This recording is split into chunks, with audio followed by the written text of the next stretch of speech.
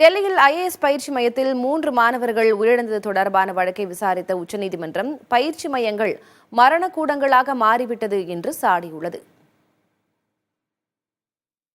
டெல்லியில் கடந்த மாதம் 27ஆம் தேதி ஐஏஎஸ் பயிற்சி மையத்தின் அடித்தளத்தில் மழைநீர் புகுந்ததில் 3 மாணவர்கள் உயிரிழந்தனர். இது தொடர்பான வழக்கை உச்சநீதிமன்றம் தாமாக முன்வந்து விசாரித்து வருகிறது.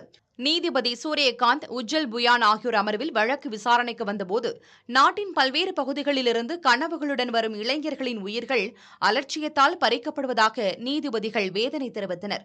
உரிய விதிமுறைகளை பின்பற்றாமல் சட்டத்திற்கு புறம்பாக இயங்கும் கட்டடங்கள் மரணக்கூடங்களாக மாறிவிட்டதாகவும் சாடிய நீதிபதிகள், தேவையெனில் இத்தகைய பயிற்சி மையங்களை மூட உத்தரவிட நேரிடும் என எச்சரித்தனர்.